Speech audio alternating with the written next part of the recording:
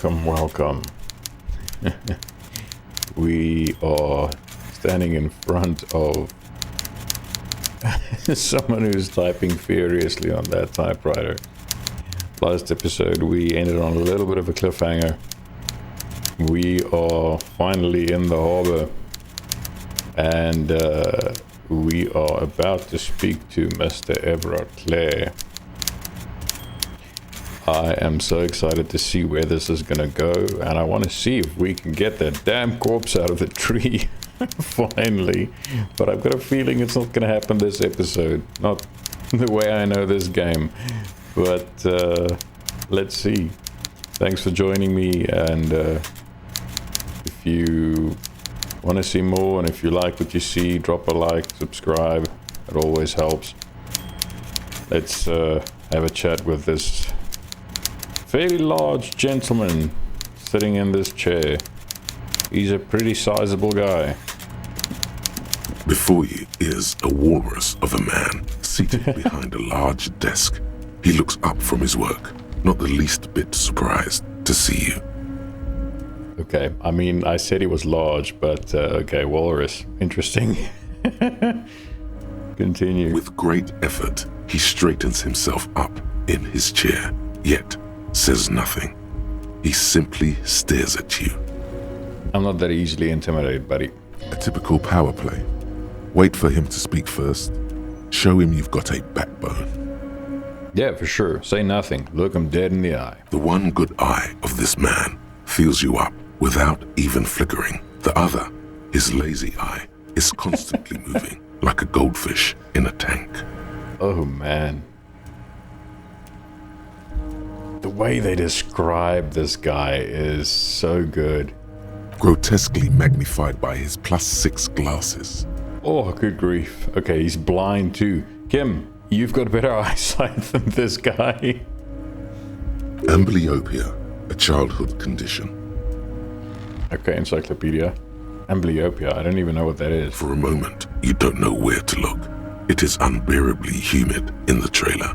Beads of sweat slide down the man's forehead. Stop, this is getting too weird. Nah, keep staring. Well, we're doing this. At first, nothing happens. His face wears a wide and self-satisfied smile. Every now and then, he smacks his big lips. This guy grosses me out.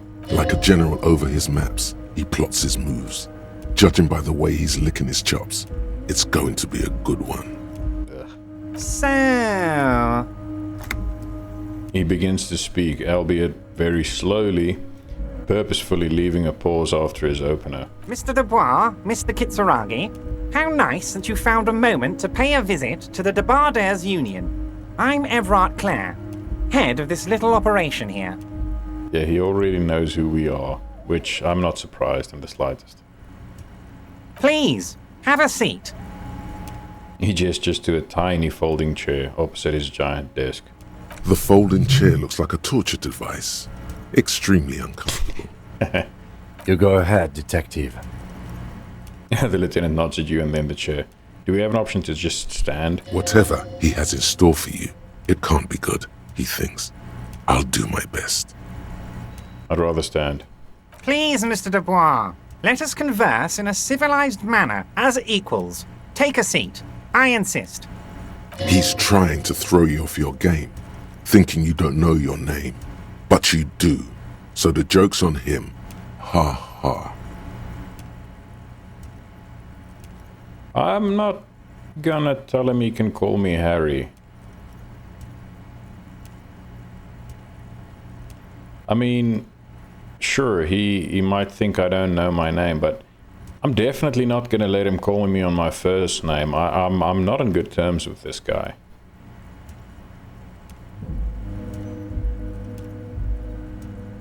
Or would this throw him off? I don't like this guy. Or his brother. Or the Union. I don't like anything about them. Maybe we should throw him off. First you can call me Harry, because that's my name. Excellent, Harry. Of course, that's your name. What else could it be?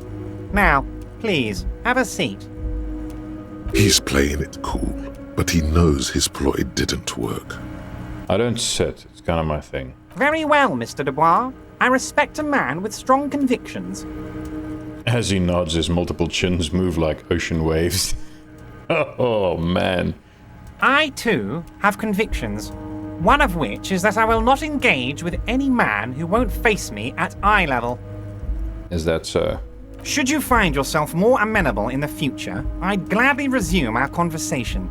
But until then, I'm afraid I must ask you to leave. He turns back to his typewriter. Okay, we can both play that game. Don't give up, but don't leave either. You're going to have this conversation on your terms. You just need to remain headstrong. Absolutely. I'm the cop here. Remain standing and don't go anywhere. Everard starts whistling a little worker song. He really is trying to ignore you, or will you out of existence. Stand strong. The lieutenant stands right next to you, not showing any signs of impatience or boredom. Yeah, Kim is with me on this. I see you are an extremely stubborn man, Mr. Dubois. That ain't necessarily a bad thing. Yeah, that's it. He looks you in the eye and speaks. That's it. You did it. This might help against whatever comes next. Uh-huh. So tell me, how can the head of the Debarders Union help a representative of the Revachol Citizens Militia today? Oh, by the way, I heard you got a rather rude reception from a certain Lawrence Gart. Some people have no manners, it pains me to say. God's fine. This should take care of that nonsense. Points at it to a giant novelty check on his desk. It's absolutely comically huge. He's trying to bribe me. Fuck this guy. It should be sufficient to cover your expenses for a few days and patch over your differences with a cafeteria manager. Go ahead, take it. We've already patched over our differences. You can go to hell. Wow, that's 25 real. That's good money. You need it. You can take that comically large check and shove it up your ass. Keep it, I'm good. Okay. I respect a man with principles. No handouts, then. You ain't gonna bribe me, buddy. He crosses his arms on his ample midsection and sinks further into his chair. He's trying everything to just make the problem go away, isn't he?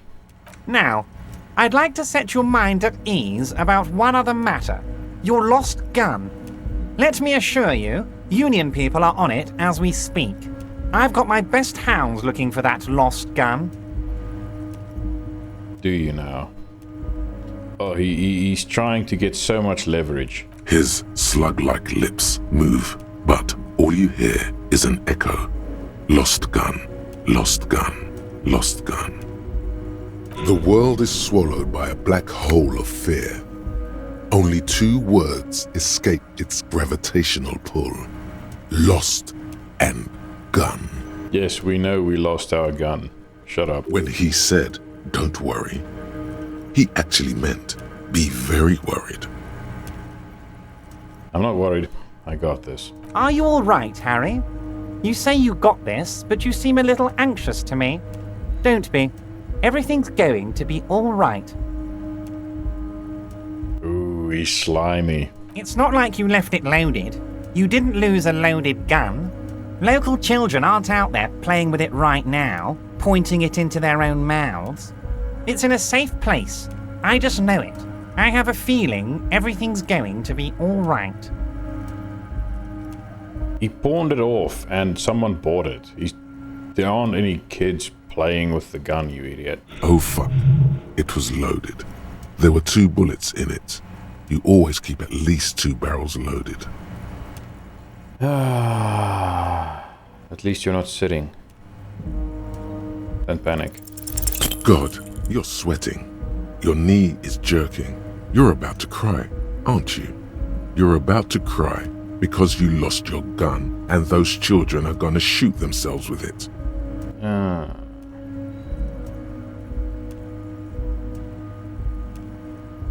No, I'm not about to cry. Try to stay cool. So what? Men can cry too. I mean, it's... Bro, you should have just stayed cool. God damn it. I mean, men can cry too, but not about this.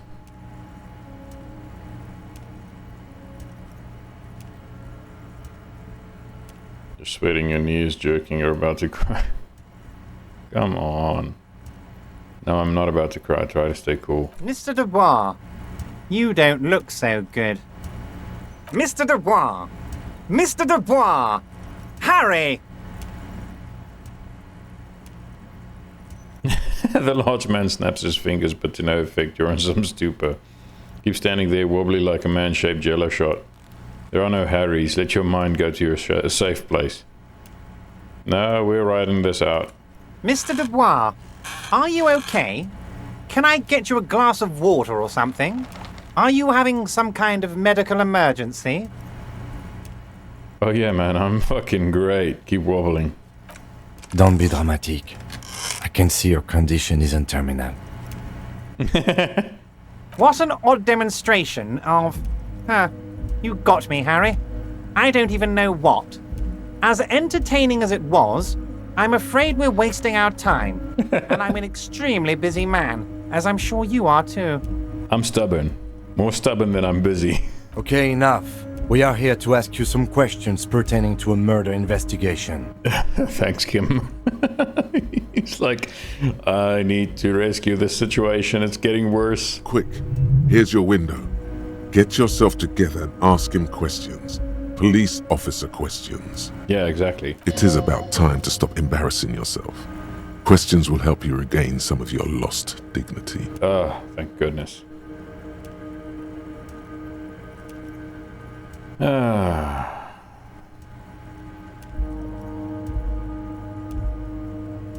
want to talk about the hanging. Oh, of course. That's your main thing here.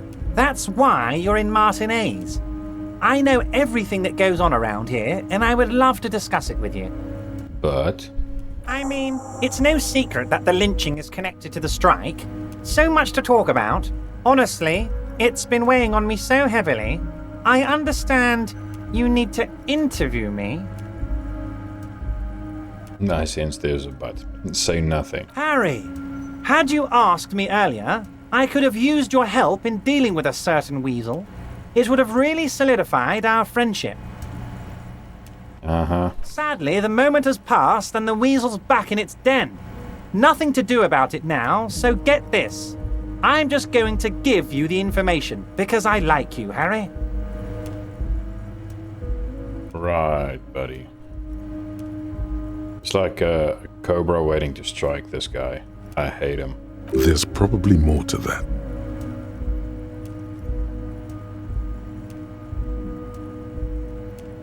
Did I ask him who the weasel was or focus on the murder?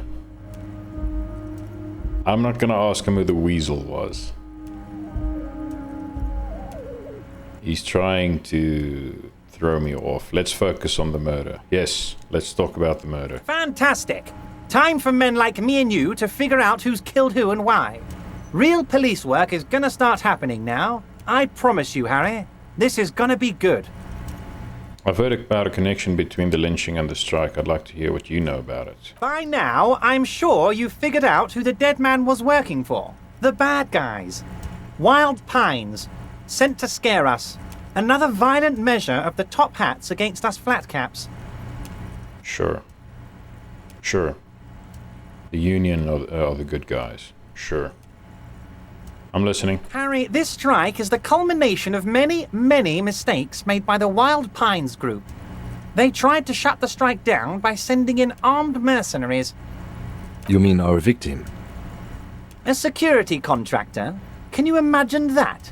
Workers standing in peaceful protest, united in the spirit of fellowship, and they send hired killers to mow us down with machine gun fire?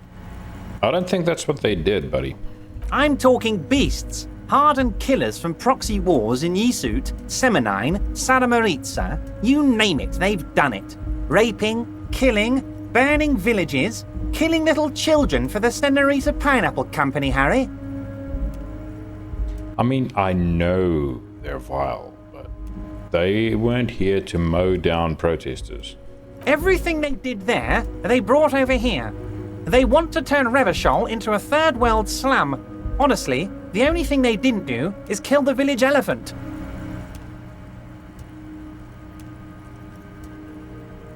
Imagine asking, hold on, you have a village elephant? Go on. Now, I haven't personally witnessed the brutalities out there. I have the luxury of staying you in my haven't. container, you see. If I need to go somewhere, they just move my container. He laughs. I mean, with... what does he weigh? 300 pounds? This guy is big. Go on. About my fun container? It's a hoot, Harry. Who knows? Maybe you'll be in here the next time they move it. It will be very fun, I promise. This guy is weird. But enough about me and my container. The killers the company hired, I think there were 3 of them, all hardened commando types. Yeah, I know exactly who they were. One of them got downright suicidal, getting drunk, violent, a little rapey. Even their own negotiator couldn't control him. That's your boy, the one who likes hanging out and trees. By negotiator, you mean Joyce? Harry, what you need to realize is, we dock workers are not pushovers. We got grit, Harry. This whole neighborhood does. Push us hard enough and we push back. And when we do, we push to kill.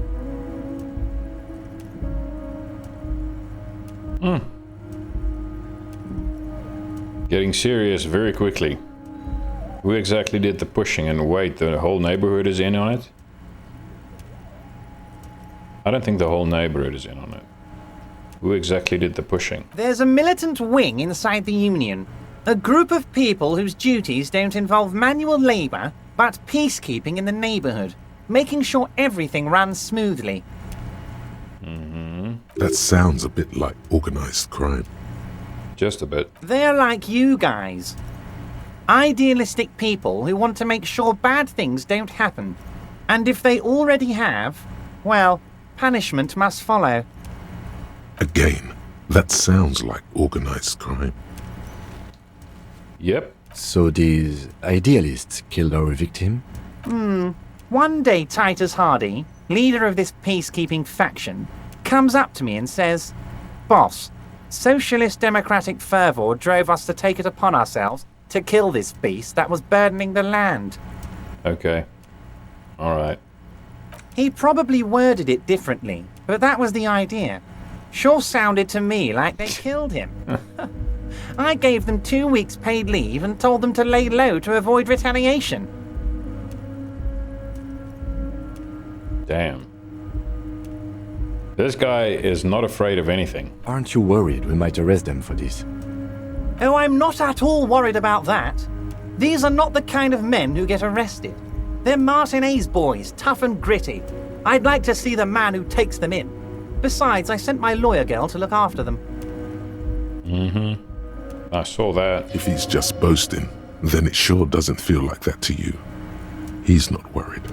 Nope, he's not. He places a lot of faith in that lawyer girl. Perhaps this is a tactical error. Anyway, How do you know the mercenaries were hired by the shipping company? How do I know? Let me tell you about these people. That's their MO. It's what they do. Last winter, some poor workers in Terminal E went on a little strike. The company sent in Sediment, a security contractor. The strike was over the workers' right to wear protective footwear, Harry. These guys turn up and start beating people. Tell you what, Harry, I wouldn't be surprised if we got the same mercenary company after a little rebranding. And I'm sure as hell not surprised to see an army of scabs under my gates. Wasn't that the same thing that we discussed? Who did we discuss it with? Was it with Joyce or someone else? The mercenaries that operate under different company names. Every now and then they change the company name. So you believe the scabs were organized by the security contractor? You said it. Hell, one of those guys looks big enough to take down that proverbial elephant. Boys like that don't just happen to show up during strikes. The name of the company is Crenell this time. It might have been Sediment before. Of course. You're always one step ahead of me, Harry. I'm no genius. I'm in this position because people like me. Sure. The remaining mercenaries are organizing a tribunal to take on the Hardys. Tribunal? That sounds serious, Harry. We Union men should be shitting ourselves. I wish you hadn't told me that. I'm gonna lose sleep over this. Let's change the subject. Sure you are. You're so confident. He's clearly happy about the tribunal. You don't seem too worried about it. Oh, Harry, what do I really think about the tribunal? You're trying to climb to second base with old Everard before you've even courted him properly. He wants you to do more things for him before. Mention a lawyer girl. Oh, Liz is a bright one. I paid for that law degree myself, thinking it'll probably turn her all fancy. But hell, Harry, she came back a firebrand socialist. Sometimes she scares me with her zeal. Tell me about Titus Hardy and his crew. Oh, they are simply fine young men, all 7 of them. Exemplary union members, always working to advance their position in the local socialist democratic movement. Core members. Right, sure. Old Theo used to run them, but things really kicked into gear when Titus took the reins and named the group after himself. Gotta love his initiative. They're just thugs. Interesting. Who's second in command? They're almost all of them great guys, born leaders. Whatever happened, I'm sure they only had the best interests of Martinez and Revachol in mind. Sure, but it had nothing to do with drugs, nothing to do with anything untoward. Alright, I believe you. Work with them. Hell, interview them. But don't fight them. They really are just like you. Men who like beer, women, and some order on the streets. Like us, we're cops. He's betting on them being useless to you. Everett, I met these Hardys. Can you ask them to cooperate with me? But of course, it's the least I can do for my good friend Harry. I'll do it right after we've concluded this talk. Sure. You can now go and tell Titus about this. See what he has to say. Okay. Also, Harry, here's 5 real. I'm not taking bribes, buddy. Stop trying to bribe me. I don't need it. I only wanted you to help me with the Hardy Boys. Oh, I wasn't offering it to you, just holding it out there. But I'm willing to share information. Was there anything else? No, good talk. Let's conclude for now. Was it a good talk? I'm not sure we made much headway here. I was hoping we'd bust the case wide open. Heck, I even wanted to tell you what I really want to achieve with the strike. Sure. I don't know what happened, Harry. I wanted you to feel like Mr. Martinez. And of course, I also wanted you to find your gun. But it's like I can't completely trust you. Yet. Great sadness comes over him. Oh, this guy is so slimy. He is a slug. He's like what's that freaking creature in Star Wars? Now I forgot his name. Jabba the Hutt. Yet? Yes, Harry. It's like I can't fully trust you if you're not a man of the left. I want to, but I just can't. Right, so you want me to be a socialist? A man of the left. So you have to be a social democrat. He's been hurt too much in the past by men who aren't social democrats. Sure. I'm not a man of the left, I'm a patriot of Revachol. You're right not to trust me, I take care of me, I'm a hustler, I grind, I'm a money engineer. What's that supposed to mean? I'm more left than you are? This is another corrupt scheme, isn't it? I'm neither left nor right, I do what my heart tells me to do.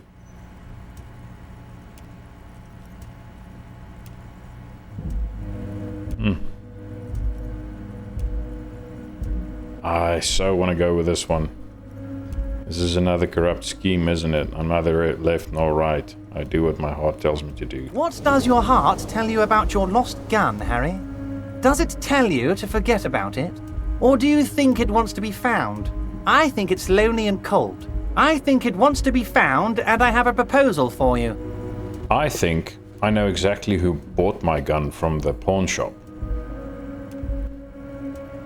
And what would this entail? Once again, I require nothing unethical or illegal of you. You just need to get 2 little signatures on this piece of paper, and then mail it to my accountant in La Delta. Wow, nothing unethical or illegal, eh? Why don't I believe you? He thinks he can force you into his scheme. You can turn this around on him if you accept.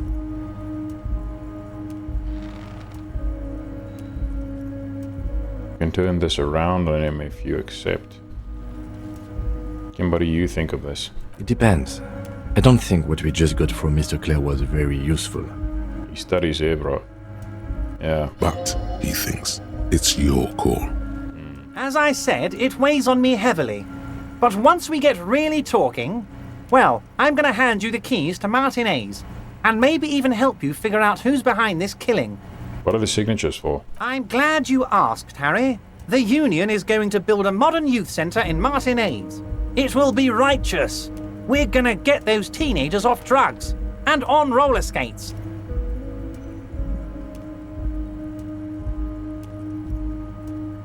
I kind of don't see this guy. He just doesn't strike me as the benevolent guy he tries to portray himself as. There's a nameless little street on the coast with some old houses around it. Most people have already signed. I just need 2 more signatures to get this mission off the ground, Harry. You mean the fishing village? Yes, the little cul-de-sac on the coast, where all the men have drowned in either the sea or the bottle. A gloomy place, doesn't have that Union attitude. What'll happen to the current occupants? They are just going to have to deal with the construction noise for 6 months, and then they'll be living like kings. Right next to a fancy new youth centre, designed by the best architects from Stella Marie. I don't trust this guy as far as I can throw him, and with that body, it's not going to be very far, but...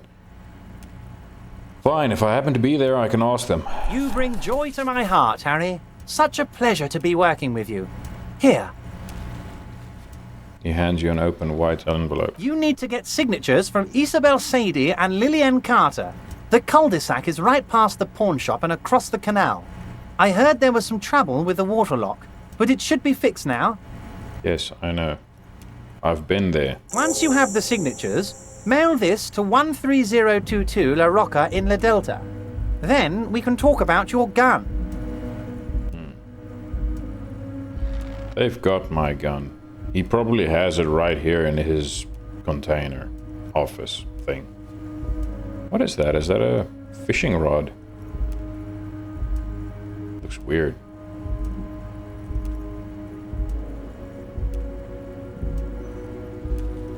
I've just finished investigating the local drug trade. You've got a lot of spirit clearing up the drug problem alongside this murder. I'll talk to the mayor and see if I can get you the key to the city, Harry. Now, let's talk real business. Actually, Revachol doesn't have a mayor. Not even a speck of anger in his voice. That's that then.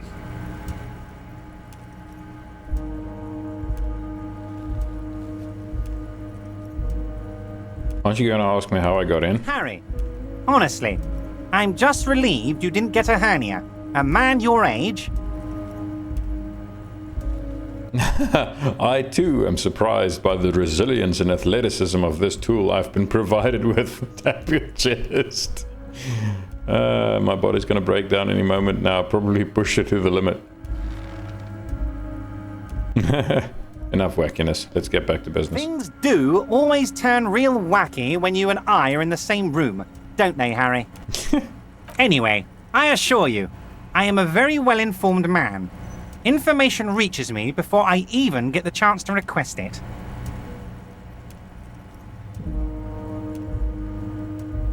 I met Joyce, the company representative. Oh, that's very nice. I haven't gotten around to her yet. I'm very, very busy, you see. I hope you're getting along. One thing I want to make very clear, Harry, is that this is not some kind of union versus corporation situation. Everyone is just pals here.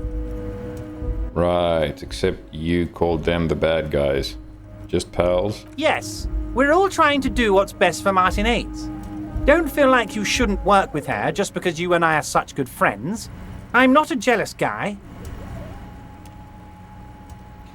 Ooh, this slime ball. Whoa, that's so nice of him.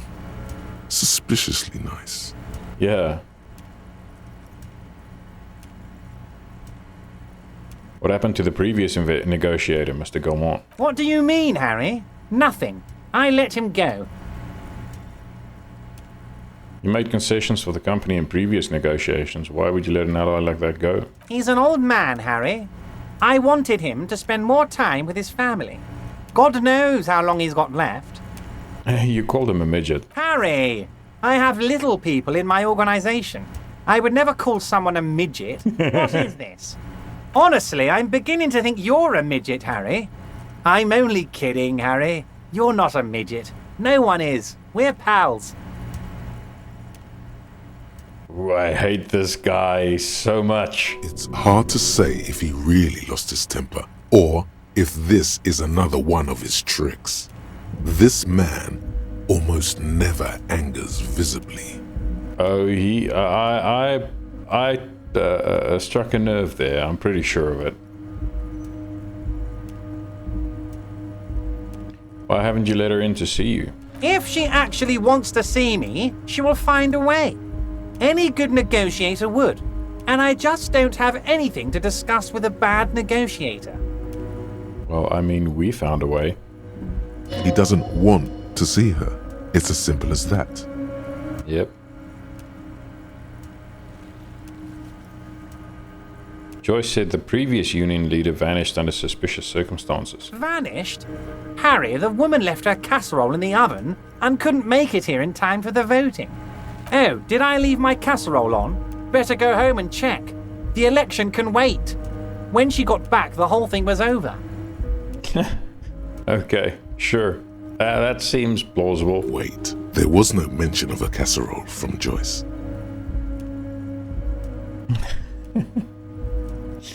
Don't fall for stupid shit, buddy.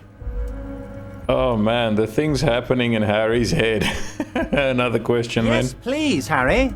Feel free to speak your mind or ask me anything. Are you sure? I find it a little odd.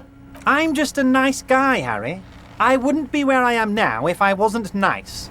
Politics is all about emotions, and I want you to have positive emotions when you think of me. Oh, okay.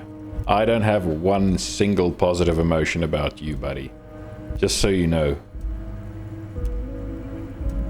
Everett Joyce seems to think the union is lowballing her. Yes, yes.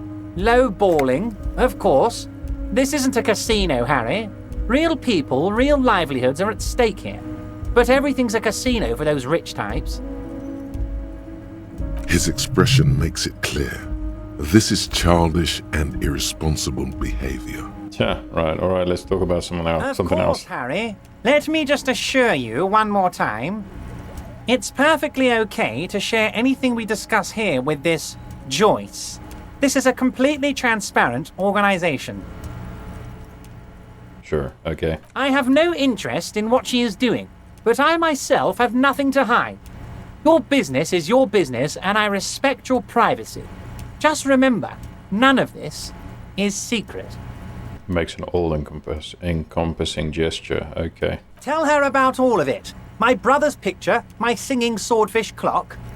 Tell her how overweight I am and how I'm helping you find your lost gun. Tell her about everything. Everett doesn't mind. Oh, this guy. It is rather interesting to tell people things about each other, isn't it? It was nice telling him about her right now. Mm-hmm. This is weird. Not nice weird, but okay. Okay. Lost gun. Details on the murder. I'm not gonna push on the shady brew, but I wanna use this guy a little bit first. Could you help me get a dead body down from the tree? You might have noticed there's one hanging on a tree behind the hostel cafeteria. Oh my. Don't take this question personally, but why would I get involved in this matter? Mr. Clare, the man was hanged with a cargo belt, a steel-reinforced cargo belt. It's safe to assume the Union had something to do with the murder. Besides, getting the body down would benefit all of us. It's a stain on the neighborhood. Also, I studied the footprints at the crime scene, worker boots. Or I could say you are a community leader, help your community out. I can certainly see how having him up there might start affecting some real estate values. He licks his fat lips and smiles. But of course, all joking aside, I am going to help you. He picks up the handset of a radio phone to his right and then clicks a button. Jean-Luc, my boy, I'm sending 2 police officers down. They have a dead body in a tree problem they need help with. Namely, they need it to be taken down. And, Jean, please take it easy with the race science. He's had enough of that. Thank you. He hangs up and turns back to you. You can find Jean-Luc down at the gates, but you already knew that. Anyway, he's going to help you. Fantastic. Okay, I already know my name. That's he already says he knows lots of things. I'm gonna go over a few things. Okay, Everett, I'm gonna leave now, but we might talk again later. Wait. You need this to get in and out through the gate. He leans, reaches into his drawer and pulls out a plastic card. Okay. Great, wouldn't want to get stuck in here. Here, you're one of us now. A real red and white Union man. Take care, Harry. Okay.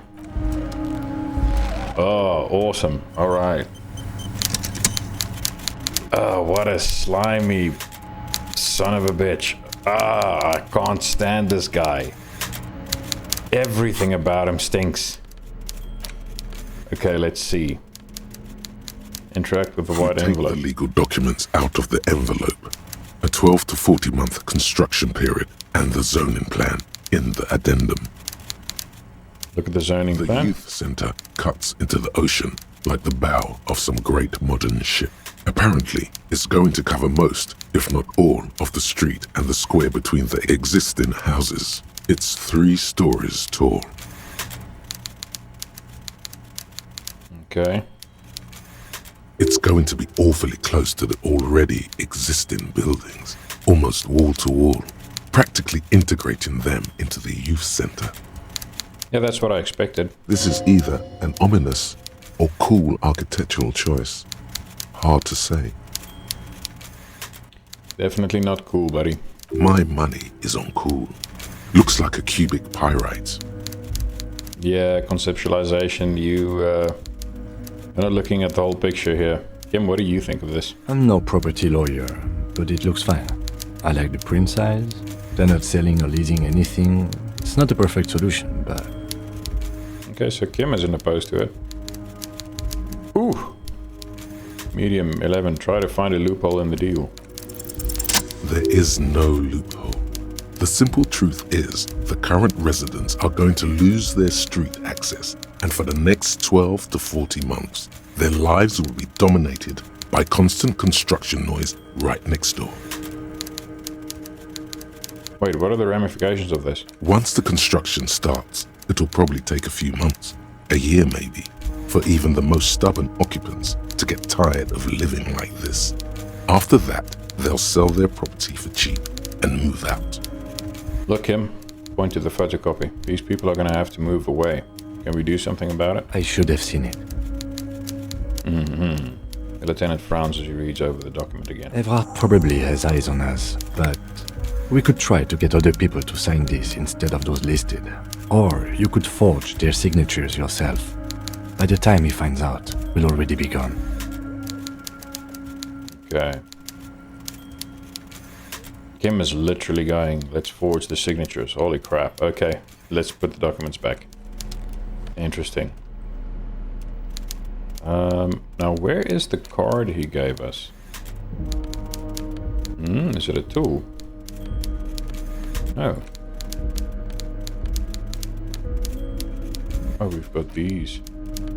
New glasses. He gave us a card. Or do we just have the card now? Is it on our person somewhere? Don't see it. Okay, get 2 signatures for Everard. The special burst. Cook and the willing and rags and made. Okay. Missing insects case. Confront Kuno about the locusts. Getting the body down. Man, we've got so much to do now. That's awesome. Okay. Well, I guess this is where we leave. Ooh, okay. Oh, I love this. Man, this is such good progress. Holy crap. Let's see. Okay.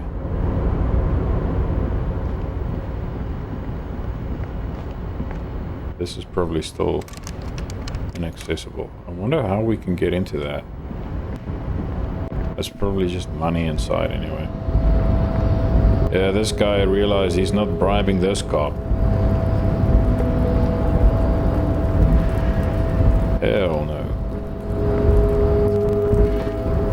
How do we... Oh, this way. Right. Oh, there are the stairs. The isometric angle makes it a little weird sometimes. I suppose I can just double click where I want to go. Okay. We can finally move back and forth. Holy moly. Okay. Exit. Exit, stage left, stage right, whichever direction.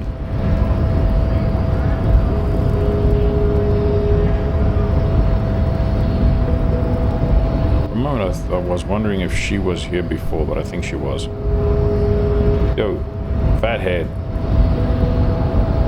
The unpromising race pupil returns.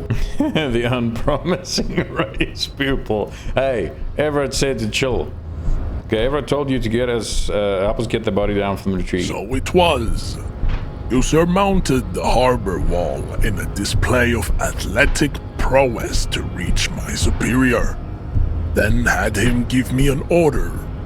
I salute your cunning, and I will remove the body from the tree with my bare hands. Okay, that'd be impressive. You're so noble, Measurehead. Idiot.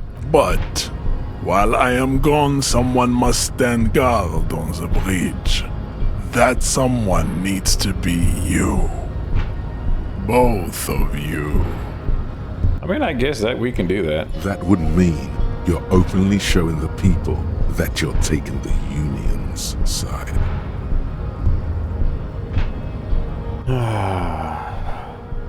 That means showing everyone that we're taking orders from the Union. Yes.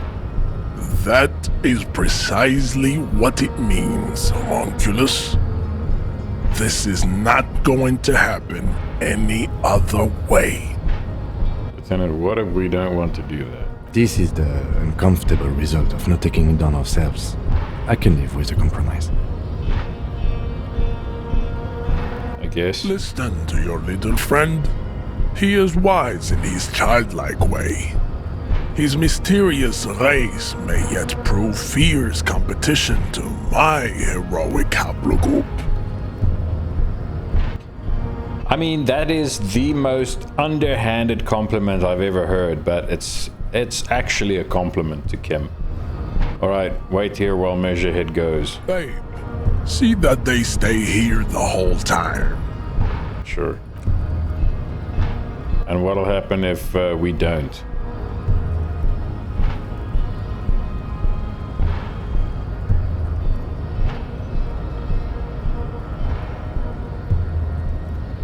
The woman's gaze follows Measurehead as he leaves. Okay. So, you guys are like cops or something?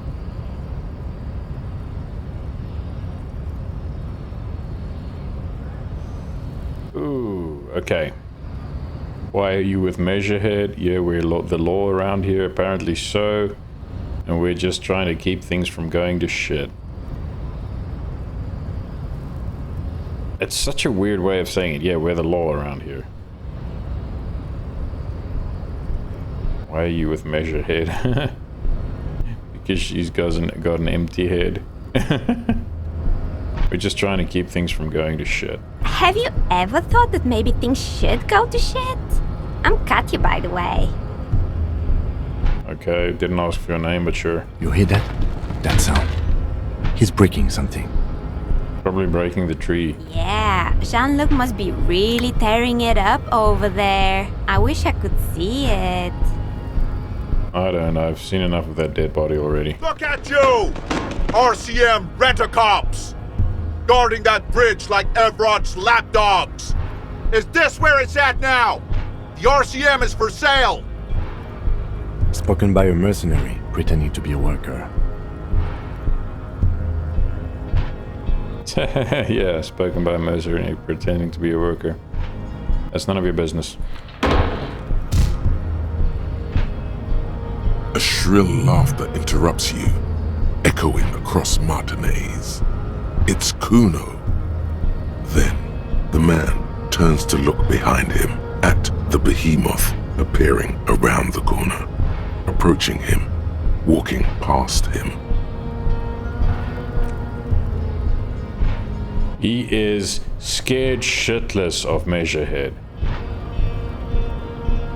He's actually terrified of Measurehead. The corpse has been removed from the tree. Stand down and congratulate yourself. You have sided with Ray's victory today. Sure. There has been no side choosing. We did what we had to keep order. Now we'll just say thank you for your cooperation, Measurehead. Farewell, ham sandwich. You are a Union man from now on. Yeah, we'll see. We'll see. But I am very, very glad we got the corpse out of the tree. It only took us what? What is this?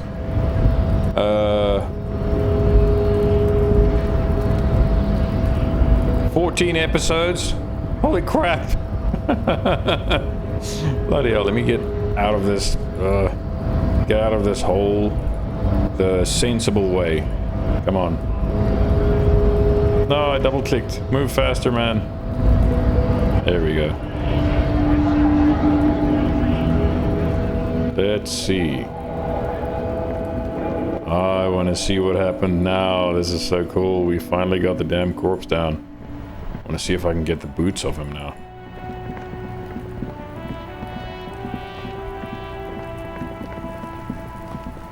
Ah, there we go. Yeah, he broke the branch off. Completely. Holy crap. Kuno's little shit show. Lies on the ground among the remains of an absolutely demolished pinewood branch. It's gently laid on one side. What the hell? Beautiful. Wipe a tear from your eye, or well, it's down. Celebrated in a more reserved manner. Oh, great job. Wise race mentor. No, well, it's down. Celebrated in a more reserved manner. Mr. Measurehead has done a good job. Nothing is too broken or compromised. The victim is ready for a field autopsy. Field autopsy? Yes. 1. Investigation of the scene. 2. Initial examination of the victim. 3. Field autopsy. 4. Transportation of the body to the morgue. We are on number 3.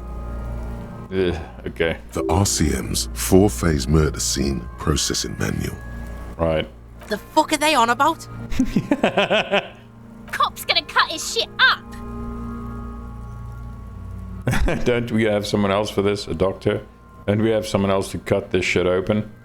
Ah, got it. The lieutenant adjusts his glasses and takes a deep breath. First, what exactly is a field autopsy? Come on, officer. You know what a field autopsy is. You've done 100 of them. Yeah, but I don't remember one of them. What you do know is At 18.9 kilometers, the dormant shield volcano, Corpus Mundi, is the world's highest summit, and the failure of the 38 single, Ep14, to crack the top 20 was the death knell of disco. But what a field autopsy is, you have no idea. Why don't you know? What use are you?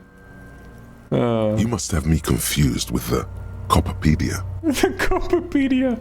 What's the Copperpedia? Who's the Copperpedia? I think I need to talk to him. You, sir, you are the Copperpedia. Oh, for crying out loud. Okay. Do you have another pair of gloves? Unfortunately, no. I've gardening gloves. Maybe they're enough. They are better than nothing. Tell you what, I perform the anatomical side of things, while you will take notes. Okay, we just fill this in, right? Show him the red field autopsy form in your ledger. That's right. Okay. Yeah, we got this. We're smart. Tell me something, dead man. Shoot, Looney Rooney. Okay, never Come mind. back later, Corpo. Amuse yourself with my frank manners and my memento mori features. If possible, also, see me in your dreams. No, thank you. Open your ledger at the field autopsy form. The dead man stares in silence as you crack open the ledger. The bright red paper is covered in boxes and lists, describing the condition of his skin and organs in 3 parts. Oof. Above those, an 11-field info form needs filling out first. It begins with Begin. 1. Assistant. That's you. Right. Harry Dubois, Lieutenant W. Freighter. Right initials, HDB. Let's just write our initials, HDB. the corpse is indifferent to your scribblings, just lies there. The next box says 2. Coroner's case number. KK57-0803.0815. KK equals Kim Kitsuragi.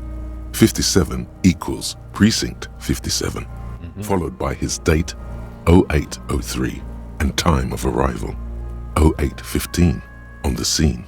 He's indexed the case after himself, not you.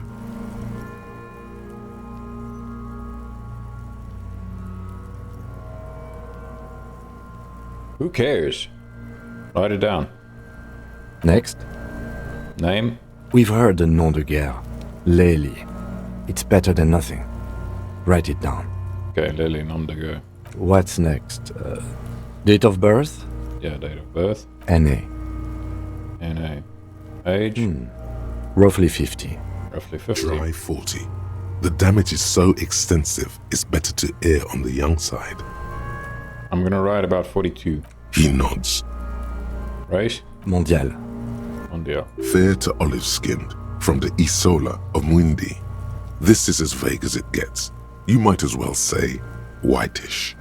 Write it down. The pudgy mess of curdled meat looks neither mondial nor anything other. Okay. Sex? Fucky, fucky! The little monster exclaims energetically. These kids are weird. Male. Male. Pigs can have sex! Right, fucky fucky.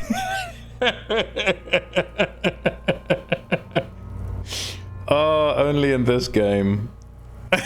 Right, pigs can have sex. Man, come on. What the hell is going on in his head? Harry's brain is mush. Right, male. Nor does he look male, with his pregnant belly and indistinguishable face. Date of death, We're still going with March 4th. 51. 4351. What else? 9. Body identified by is non-applicable. 10. Case number is the same as the coroner's case. Alright. KK 57 0503 0815 listens motionless, with the cargo belt still around his neck. Only one box remains. Evidence of treatment. None. At least not after the initial examination.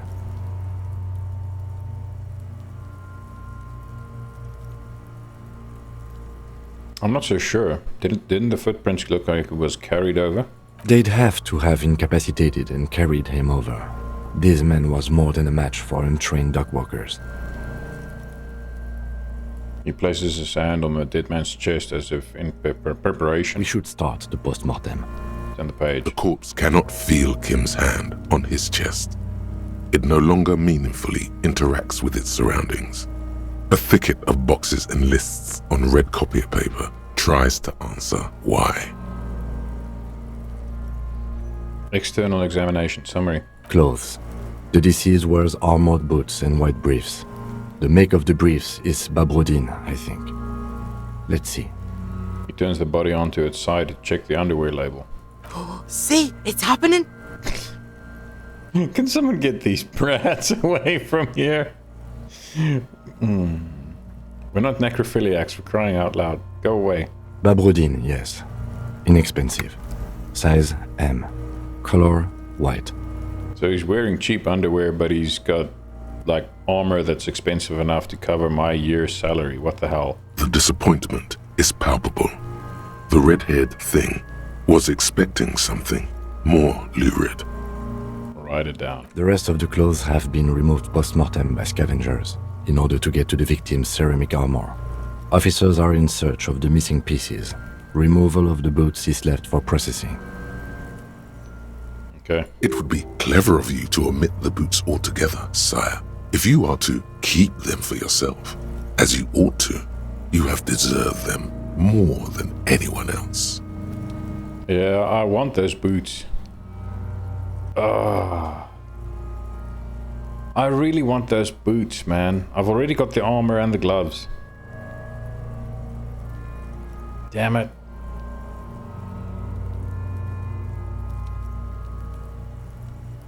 I mean, I'm literally wearing pieces of a crime scene. Ah, man. When am I gonna get them? After the autopsy, before the body is taken away, there will be a window of opportunity. After the lieutenant has gone to sleep. I hope this has helped you, my liege. Oof. There's a hard line that we're crossing here if we take these boots. And I'm already wearing the rest of it. But the armor that I'm wearing wasn't part of the crime scene. At least not once we got here. We got hold of it afterwards.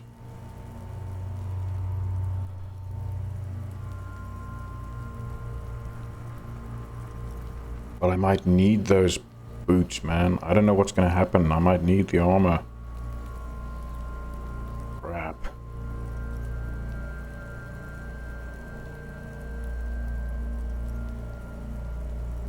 Oh, this is hard. I really want those boots, but I don't want to be a crooked cop.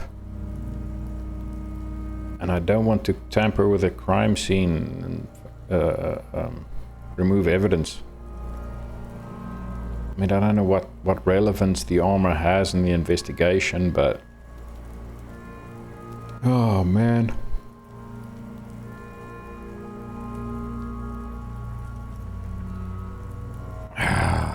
No, write it down. The boot has a serial number. It's E50.100.100.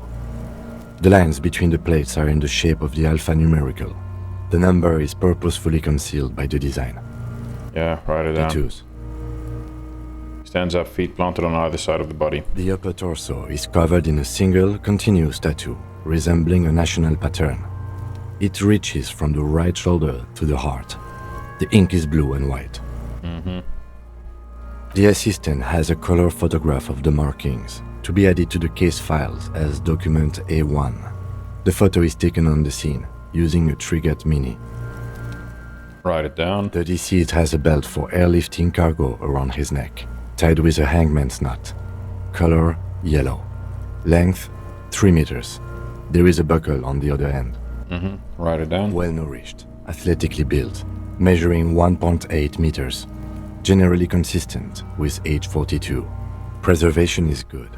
Ambient temperature below freezing. Okay. Body hair is light brown. Distribution is consistent with age. The deceased had male pattern baldness. Hair is combed back, short. Touch the corpse's hair before moving on. His hair feels wet, soaked with rain, cold to touch. Not that different from a living person after a swim. Why would I want to stroke his hair? No, that's weird.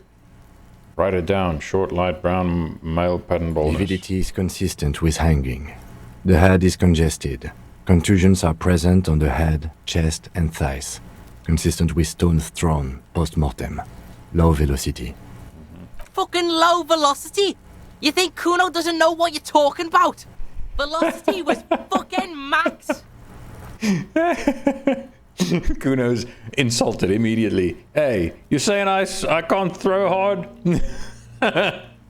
Dumbass. Talking shit about Kuno's velocity.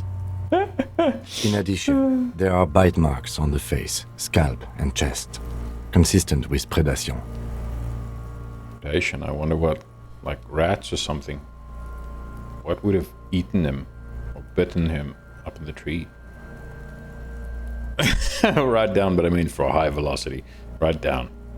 Ligature mark. The lieutenant produces a small folding knife. With the other hand pulling on the belt, he starts cutting into the polyester. The stench is horrid. After a while, it's obvious the material cannot be cut. The steel wiring. There's too much of it. We need to remove the belt so we can get to the ligature mark. Okay. You got just the right tool for that. The chain cutters. Good thing we got these chain cutters. Put out the rubber grip cutters. Always good to think ahead. Now, Points to the rope squeezing the dead man's neck. we need to cut the belt to see the ligature mark below. Carefully, with as much precision as you can. Oh crap. See? My pig is gonna fuck his head off. No, he ain't.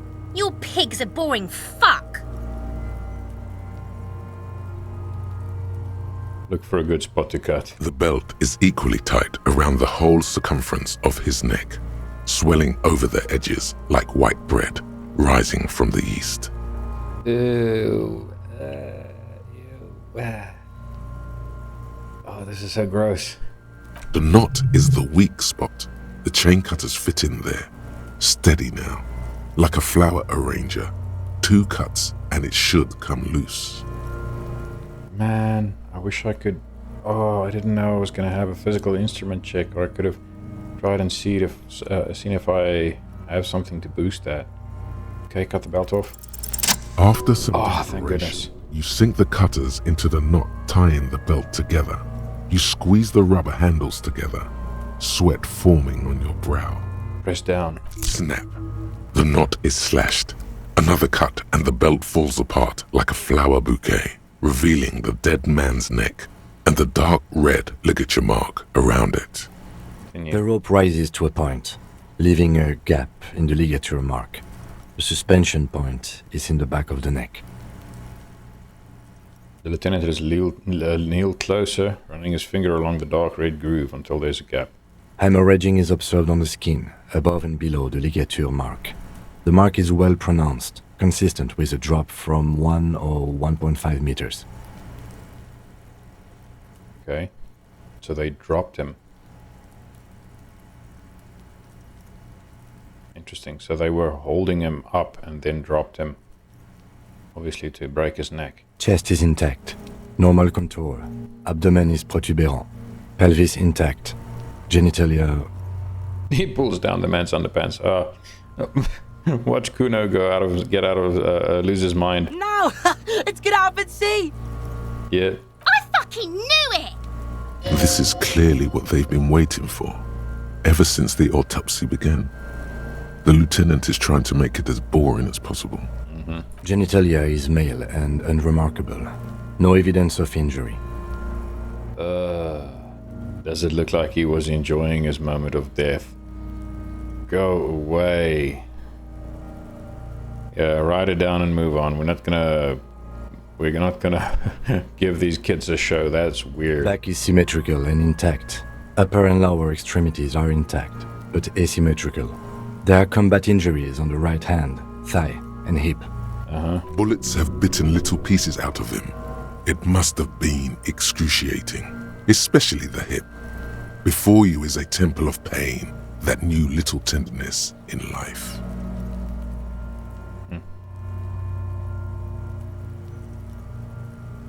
Yeah, I wonder what his history was. In addition, I see smaller, residual scars, too numerous to count, covering about 30% of his skin. Damn. 30% of his skin covered by scars? Holy crap. From wounds sustained over 2, maybe more decades, dispersal and accumulation indicates long and active combat duty. This guy was a soldier. Holy crap. Last item. Hands. He takes the man's right hand in his, inspects it, then moves on to the other hand. Let him work. Hands are clean. No sign of a recent struggle. Were we expecting any? I was. Maybe I'm just not seeing them. Honestly, this stench is making it hard for me to think at the moment. Yeah, I can imagine. Write it down. Ooh. That's all for the external. Well done. What next? Internal examination summary. Central nervous system. I have nothing. Do you have anything on this man's central nervous system? Of course, there is a moral to be drawn from it. A moral to this story.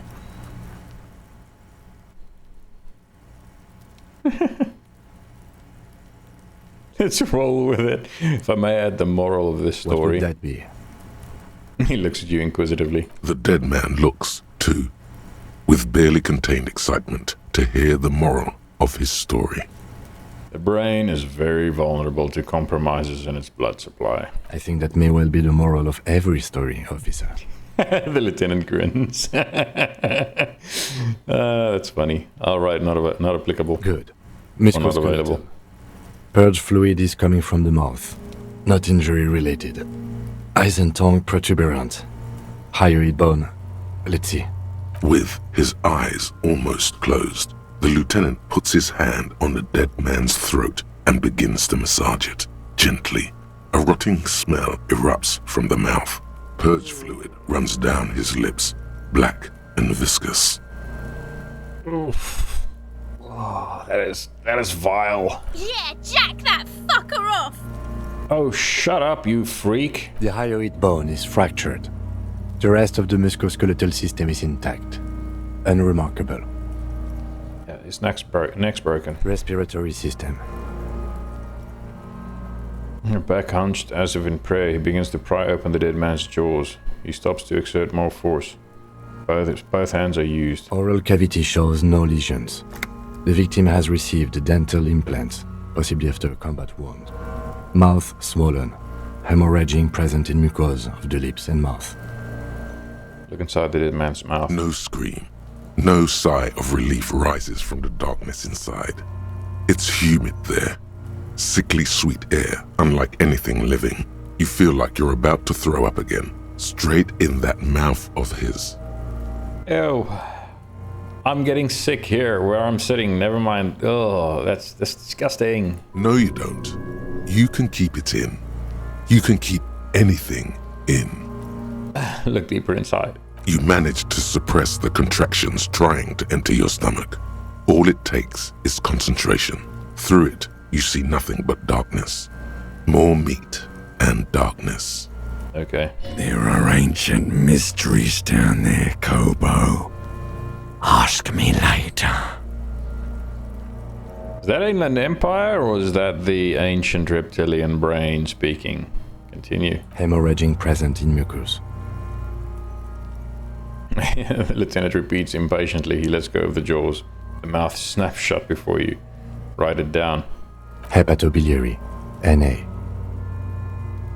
Why don't we have anything? Are you a hepatobiliary expert? He looks at the corpse's stomach with a mixture of tiredness and disgust. I don't think so. Neither am I. Okay, right, NA. Same for toxicology and serology. NA. Yeah, we can't do any of that. Makes sense. Cardiovascular. The body exhibits heavy lividity. Blood has gathered in the hands, feet, and neck. Hypostasis is visually consistent with the hanging. Write it down. Gastrointestinal.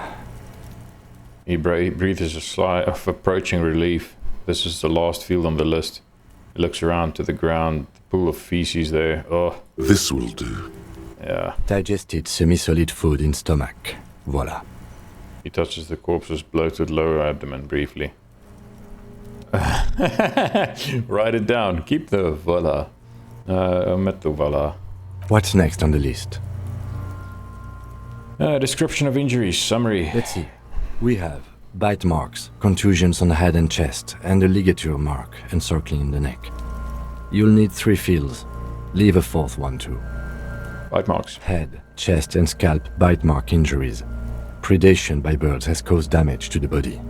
Odontologist does not need to be consulted. Okay, write it down. And your opinion, officer?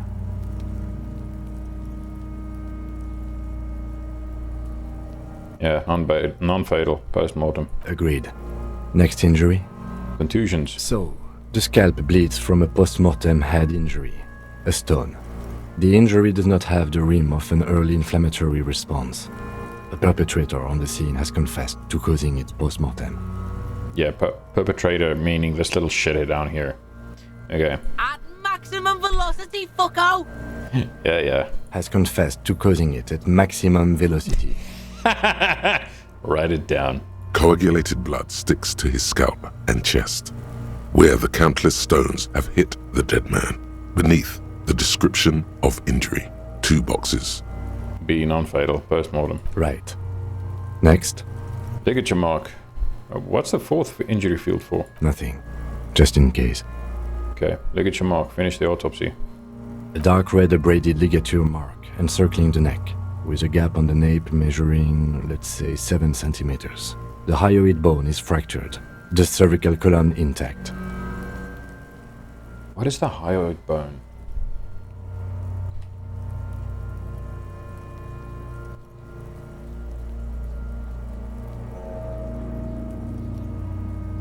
It's a U-shaped bone in the neck which supports the tongue. Oh, okay, so it's this here. So his neck isn't actually broken. Interesting. Alright, so it's just this that was broken. Okay, I see. I see hemorrhaging on the skin, above and below the ligature mark. Depth of the mark, 1 centimeter. No signs of clawing on the neck. Yeah, so you didn't even try to get it off. Or try and hold on to it. Oh, he was tied up, so makes sense. Write it down. Below the note, 2 customary boxes wait to be ticked. The man's head jerks to the side.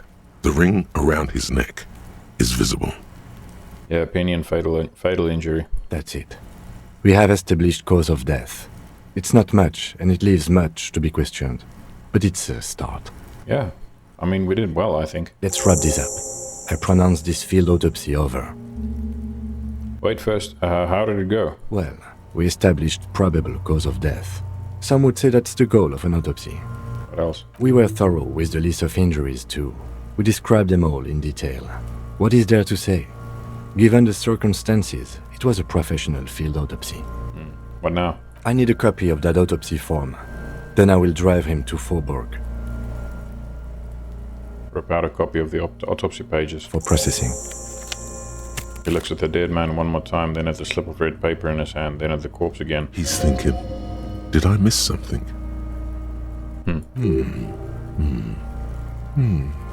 I'm sure we didn't get everything.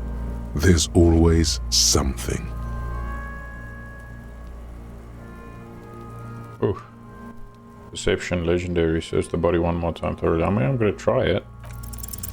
Your arms reach out and your eyes close, as if by their own volition. It's dark all around. You feel cold, slippery flesh, first with your fingertips, then under the palm of your hand. Dude, this is the second 3% success in 2 episodes. What is happening? I need to go and buy a lottery ticket. What is this?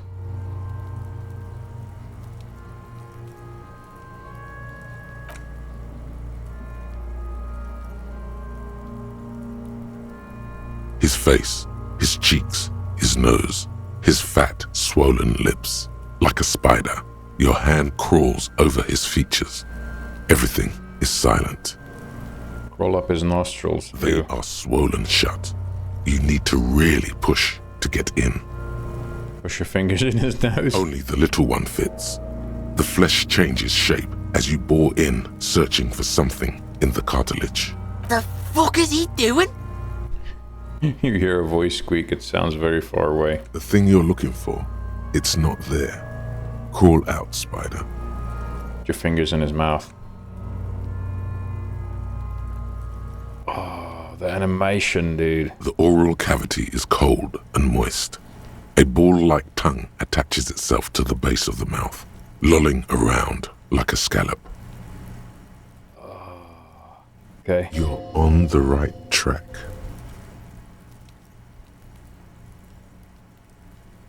Play with it. The This tongue feels right. moves freely in the cavity.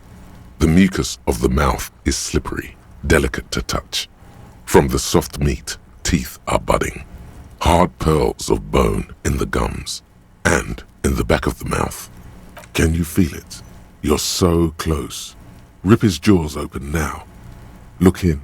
Open your eyes and look. A vision of black and dark red death, pried open by your naked hands and studded with teeth.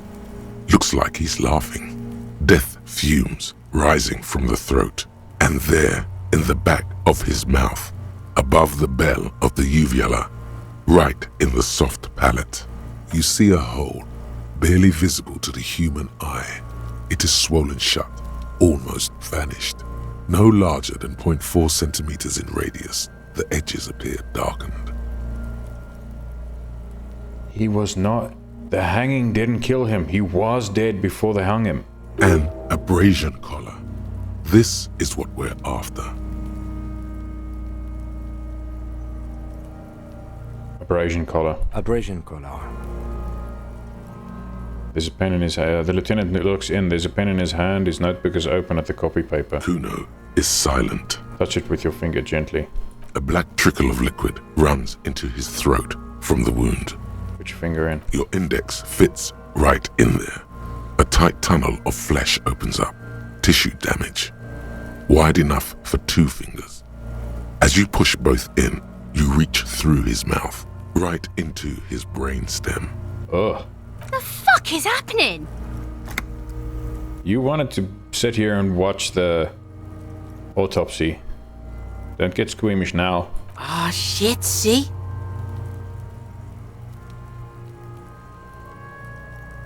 Feel around first. The basal ganglia feels clumpy. What entered here has torn apart his reptilian complex. This man will never sleep again. Never wake. No shit. Push deeper. Your fingers slide into the remains of his limbic system. There is no resistance. It's gelatinous. The slug-like structures are damaged too. The tearing extends deep into both hemispheres. There's a cavity cut right between the hemispheres. The lieutenant answers with the sound of his pen on paper. Fucking cavity, see? Kuno's voice is hushed. Quivering with awe. Kuno is impressed with something. I'm not sure what. Push deeper. Your fingers are all the way in now, reaching toward the inside of his skull. The cavity goes further, but the entry wound isn't wide enough for the rest of your hand to follow. Wriggle in. Your fingers reach toward his skull. His cerebral cortex feels like jelly. Cold jelly. Strange fluid streams down your wrist as you push deeper, until you feel it on the tip of your finger. Sharp, serrated material. The edges cut right into your skin. Ah! Ooh! No, not a cutting wound while I've got my fingers down a corpse's throat. Ew! Oh, that's disgusting. The pain is barely noticeable under the adrenaline rush. Feel a solid object right under the skull. Inspect the skull There's first. a tiny crack, a protrusion in the cranium, right in the back of his head. Your finger must be pointing straight at it from the inside. Uh-huh. The object that is in there stopped just short of the skull, in the encephalus, knocking this tiny fracture into the cranium. That's not a very high velocity bullet. We have the makings of a very small exit wound here. Lieutenant leans closer. Forget about the fucking exit wound, Beano. The pig is wearing him like a fuck puppet. Her voice is absolutely sizzling with excitement. I feel a solid object right under the skull. Can you get to it? Watch me fail at 97% after succeeding at 3. Easy, not even if though it's an easy check. So I need a 9. I've already got 7. I only needed 2. Oh, thank goodness. Got it out. You pick the object between your index and middle finger. Feels sharp, like metal. You press your teeth together. Your jaw is clenched.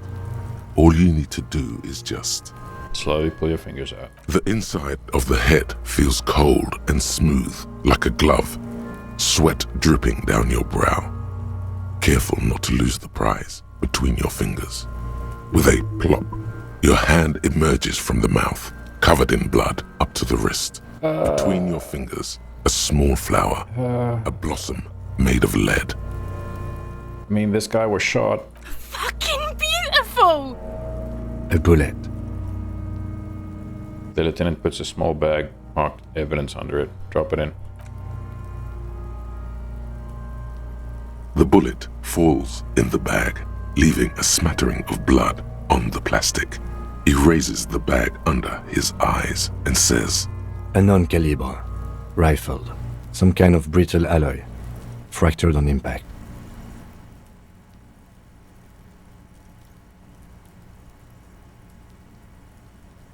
Why would I want... It's evidence. Why would we want to have it? Keep it, Lieutenant, as a gift. No, you deserve it. We can log it later. We can log it later. Lieutenant drops the bag in your bloody hand. It feels light. We need to add an item to the injury list. Injury number 4. Oval entry wound with an abrasion color. Soft palate, back of mouth. High velocity. Temporary cavity in brain tissue. Small exit wound on the occiput. How does that sound? Sounds about right. Opinion, fatal injury. Wasn't that what we thought the last time? Agreed. And one last thing. We should amend injury number 3. Ligament mark. New opinion, non-fatal. Post-mortem. Treatment. he's proposing the bullet was the real cause of death, and the hanging an attempt to conceal this fact. The ligament mark, the fractured hyoid bone, it was all treatment. Yes, and the belt around his neck, the hanging, even dragging him to the yard. All of it was done after this man was already dead. Yeah, agreed. I have had my doubts since you showed me the tracks. Why did they carry him over? Why not march him, I thought. There was no satisfying explanation. The only way it would have been if he was unconscious, but I mean, hanging an unconscious guy wouldn't really have a lot of... That's why there was no fanfare. They were hanging him for literally just the show. Oh, this case has gotten so much more interesting. There have been other signs too. Small details. Everything is too neatly designed for us to assign probable cause here, as we did, full-heartedly. Well, no more. We almost fell for it, he thinks. Almost. Almost, but somehow the dice were kind to us tonight. Okay. There is, of course, the very real possibility he was both shot and hanged. I mean, sure, but... that is just stupid. Why would they have shot him while hanging him? That's ridiculous.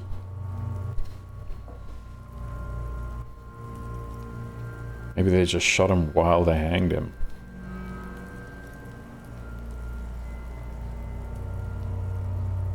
Maybe the bullet holds more answers? Yes. We should take a closer look at it.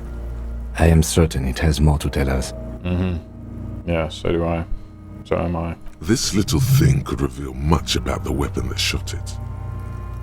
I think I need to wash myself. Oh, you really do. I am glad to hear you say that. Your room in the Whirling in Rags should come with a bathroom. Be sure to make use of it in the evening. About that, I need money for that.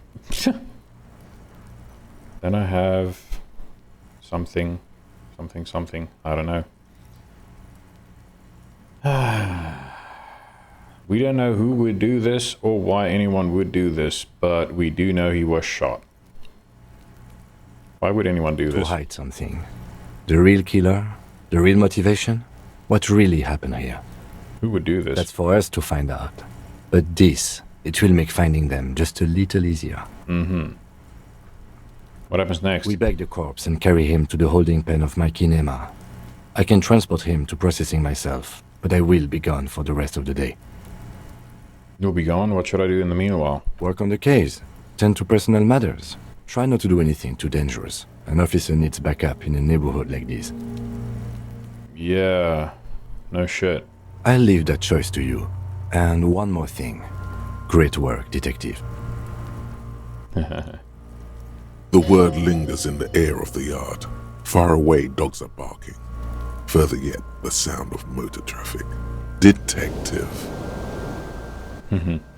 After you bag the corpse, Lieutenant Kitsuragi will leave the party until tomorrow morning.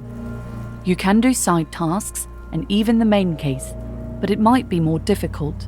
Plan his exit accordingly. Wonder what'll happen if we try to remove the boots. We already mentioned them in the autopsy, so that'd be kind of weird.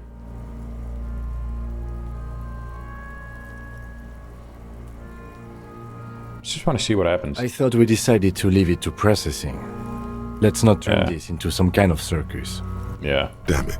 This is turning into some sort of mega puzzle. Okay, so you can sneak out of your room maybe, after he's gone to sleep. No. We're not gonna try. What the hell? We already put it in the. No, stop it. Let's bag him, take him away. The lieutenant takes the body away. You work alone for the rest of the day. Okay. All right. There go those beautiful enamel boots. You will never own the full set now. May they rest in processing. Yeah, it's fine. I'm not stealing evidence. Oh well, in another lifetime. I will need a little help carrying him. You take the hands, I'll take the legs. Bag the corpse and drag it to the motor carriage.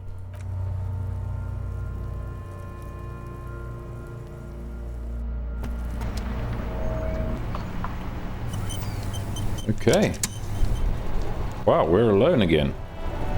We haven't been alone since the very start of the game. Crazy. Holy crap, this is cool. Okay. Wash off the death smell. Yeah, but I need money first for that. So let's see. Man, I've got so much clothes and crap on me. It'd be nice if I could sell some of it.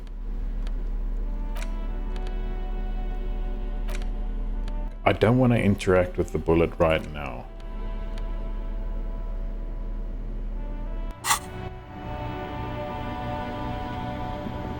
I don't know if I made things harder for myself by not taking those boots. Don't know if I'm gonna need that armor at some point, but whatever. I'm gonna see if I can sell something to this guy. Buddy. Hello again. How can I help you? Sure. Something to sell. Let me have a look. I'd like to sell my clothes. I'm not purchasing any more clothing at the moment. And certainly not expensive armor that's liable to bring anything Yeah, okay. else you're thinking of Check my selling. pockets. Okay, let's pawn that. And then close that.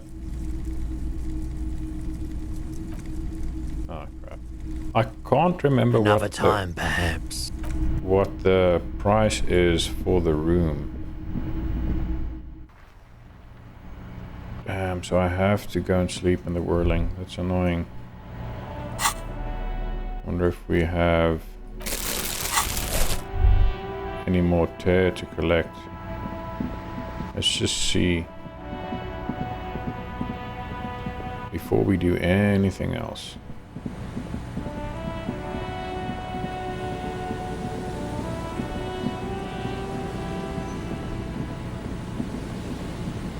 Pretty sure we already searched this. What is in there? Ooh, nice. We're almost 20 real now. But I think we need like 25 or 29 or something.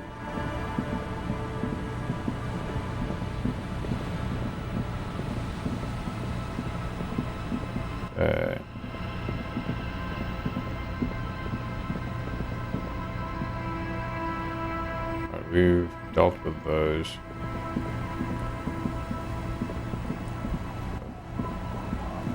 Freaking car, man. Still can't believe that's our car. Holy shit. Just want to see. Is there no way for me to clean anything in here? Nope. That sucks. Okay, let's see.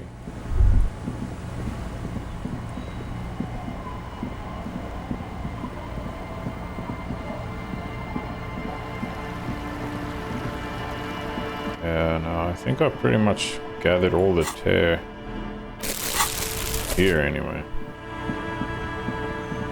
I wonder if we're gonna go other places or if we're just gonna be in Martinez all the time.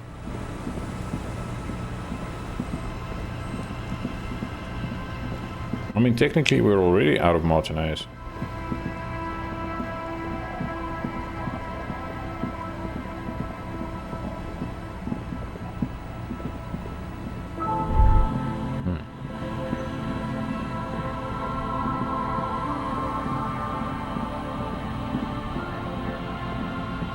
There's nothing up here if I recall.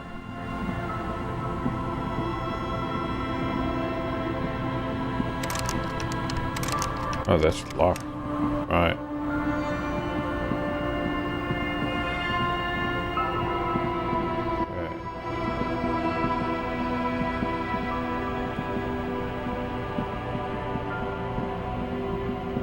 Kim was actually legit happy with the fact that we actually found something there. I wish I could sell some of these clothes to that guy.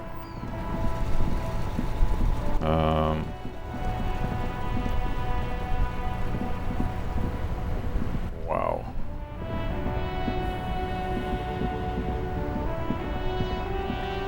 I can't remember what the exact price is on that. You see a set of tire tracks in the brown slush that covers the plaza mosaic. Why am I looking at this? Cop habit. You look at everything. This isn't case related, you think. What kind of vehicle drove through here? Hard to say. Visual calculus, medium. Huh.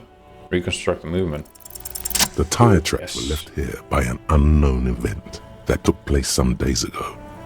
It's a message, written in the language of burnt rubber.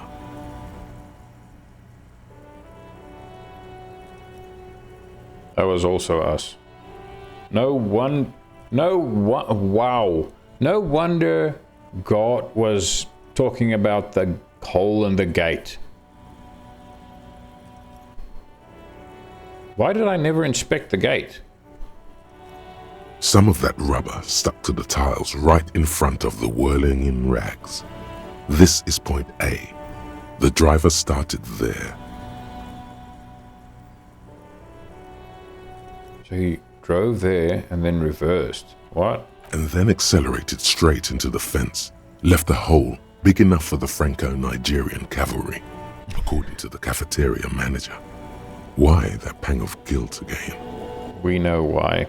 What happened next? The driver proceeded to back out of the yard, barely stopping before hitting the adjacent building. Jeez. Before heading south. Must have been in a hurry. This is where I started off with my motor carriage. Yes, and ended up half sunken in the sea. You must have been drunk when you left off. This is significant. Maybe. Probably. An ominous warning of bad things ahead. Not really, just a warning of what shit you've done and need to not do again. I think I got it. Oh, man.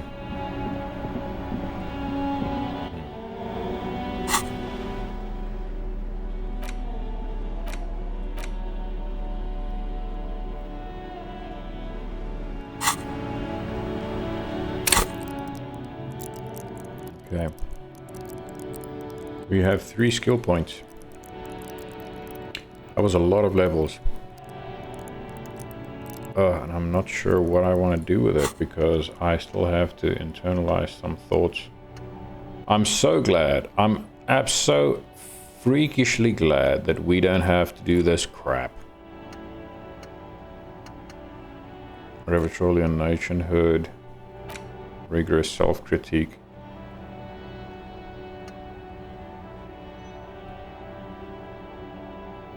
Okay, but what's the bonus you get once this is done?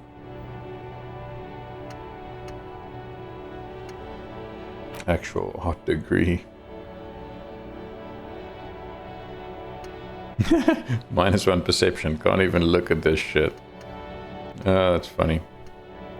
Inexplicable feminist agenda. Okay. I don't have those yet. The Wumpty Dumpty Dum Center.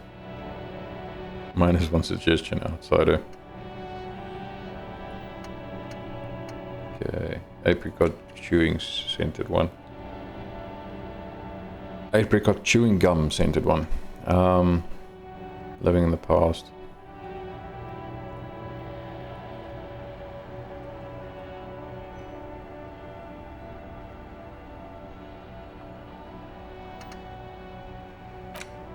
White morning.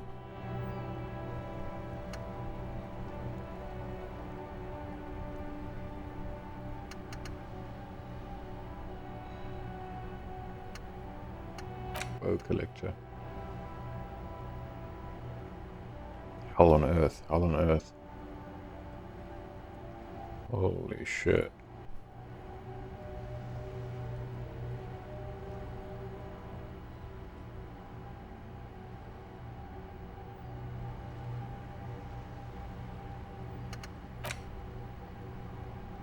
I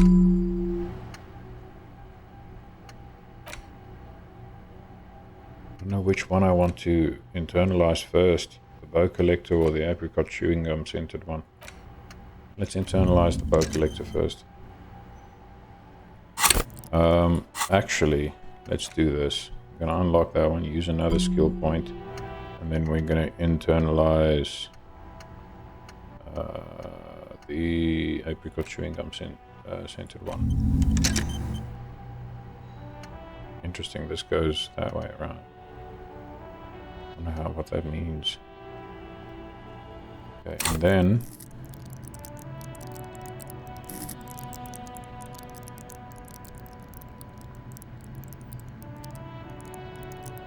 oh, I'm so split on what to do here. Master machines, pick locks and pockets. Physical instrument. Half-light.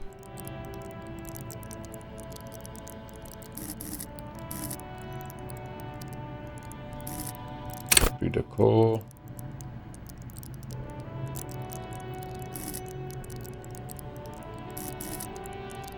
I already leveled up physical instrument once.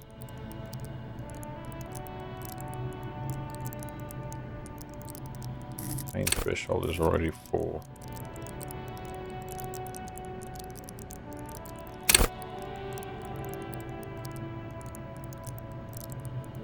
Man, I'm not sure which one of these to do. Because everything has some kind of relevance.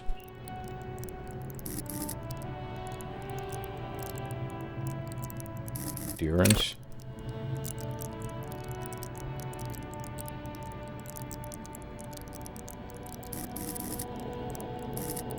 Okay, but what does endurance do?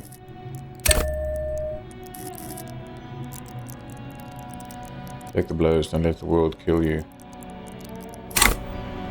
Oh, that gives us more health. Okay, I thought so. That's why I picked it. Ooh. Awesome, awesome. Alright.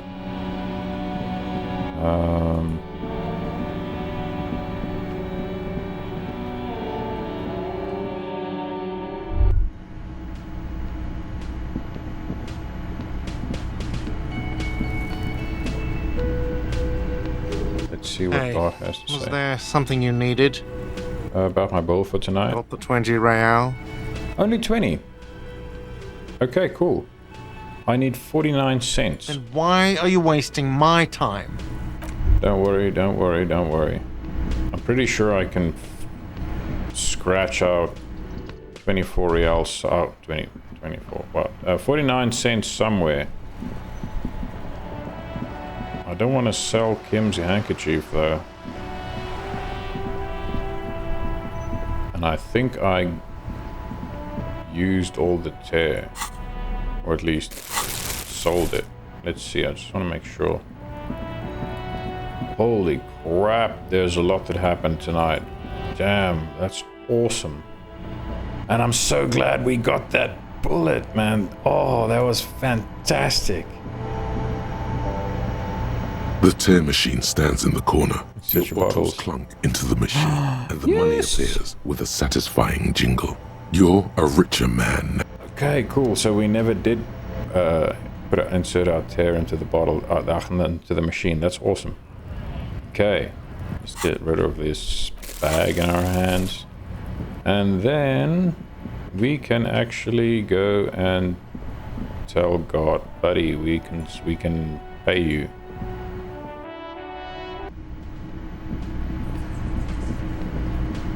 Yo, God. Hey, was there something you needed? Yeah, about my bill for tonight. Got the 20 real. Yep. Good. You got the room for the night, but remember, you'll need another. Yeah, I know. Don't worry about it. What I want to do is I want to see if I can go in here and maybe use the bathroom. Just want to get myself cleaned up, man. What is this? Ooh, an empty cassette case. Interesting. That wasn't there before. This is not the cleanest bathtub in the world, but it's cleaner than you are right now. I want to live forever with the corpse smell, memento mori and stuff. No, thank you. Run yourself a The bath. bathtub slowly fills with water. The water beckons. Andres, close your eyes and submerge. The water doesn't feel particularly clean. A few beer cans are bobbing up and down along your flanks like sad duckies. You pause to think before letting your head go under.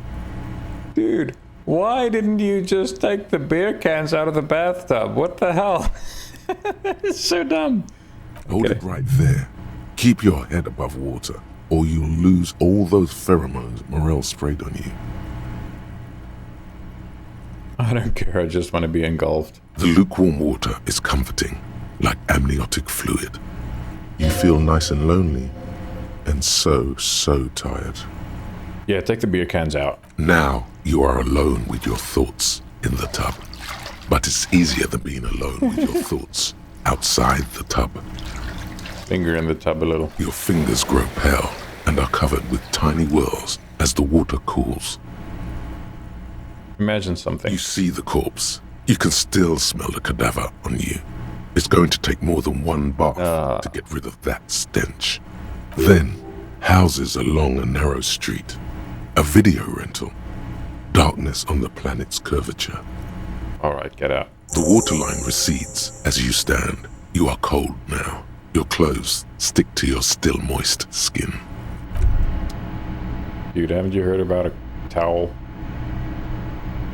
A mirror hangs on the bathroom wall. It's barely covered in steam anymore. You see your face, such as it is. A regular, clean-shaven police officer. Let the mirror be for now. Yeah, I forgot we got rid of the expression. Holy crap. The window stands broken in its frame. And I wish we could do something about that broken window. Like pay to have it repaired or something. Okay, we're not gonna sleep yet. At least we don't stink anymore.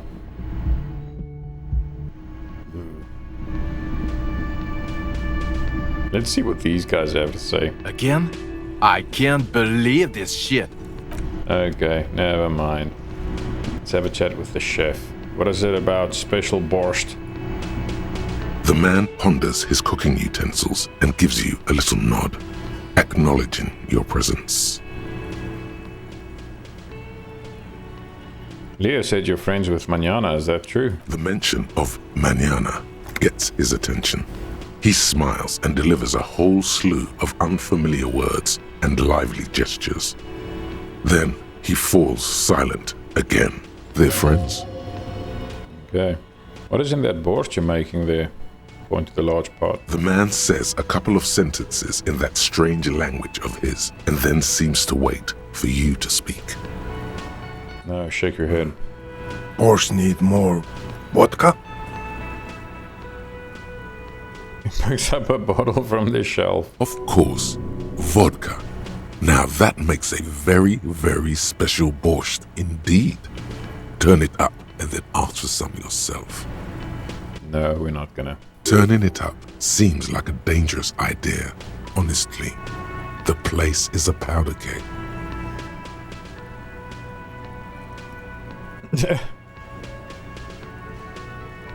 Oh, no vodka. Turn your fingers counterclockwise. Cut it. The cook gives you a long, disappointed look, then turns the stove off and seems to wait for you to speak.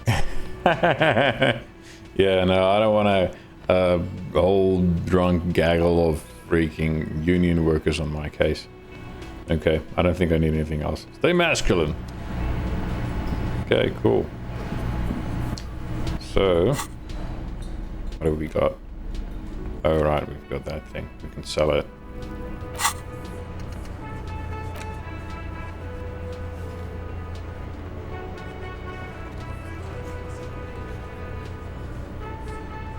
Okay. Let's see. We've done quite a few missions. Holy shit. We put the clothes in the trash. That was Gary. Okay, awesome. Almost got another skill point. That's nice. Alright. So, we already spoke to the chef. Let me think. Oh, should we maybe speak to the Hardy Boys? Yo, Titus. Let's have a chat with the lawyer girl. I've got nothing to say to you. Why are you wasting your time? Are you Lizzie, Elizabeth, Miss Beaufort? I suggest not wasting time on trivial pleasantries and focusing on why you are actually here. Titus Hardy. She points to the tall man by the table. All right. You caught her off guard. Push her some more. Easy, Leo told me about you. He likes to talk a lot. You are not here to chat up the legal counsel. You are here to question these men. Mm-hmm. You set the pace and the topic of these conversations here. Establish that. A man like Easy Leo could have said anything. Mm-hmm. Do not be restrained, sire.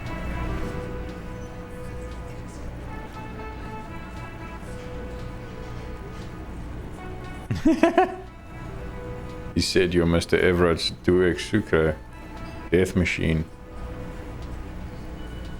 He said Mr. Everett sent you to law school. He said you were in debt to Mr. Clare. I represent the Union and these men here. Don't make this personal. A very minor victory. Okay. Let's chat to Titus. It's you again. What is it?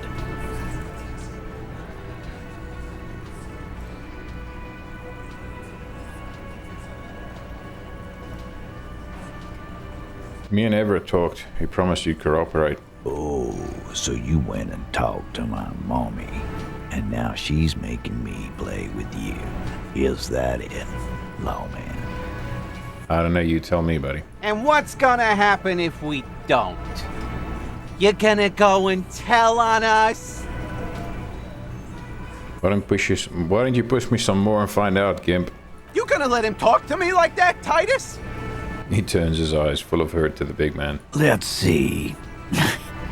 Yeah, I guess I am, you big pussy. The old man sent word you'd be around again. That's the reason I'm being so forthcoming with you. Don't wear it out. I just found a bullet in the hangman's head. A bullet, you say? That's mighty curious. Truly curious, if you hanged him, how did it get there? Well, there are so many bullets in the world, and so many heads.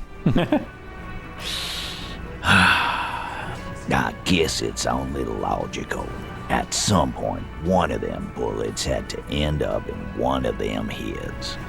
Sure. It's bound to happen again, you know? Just statistically speaking, of course. Sire, it would be an event most dramatic if you were to produce the bullet and dangle it before their very eyes. No, I'm not gonna do that.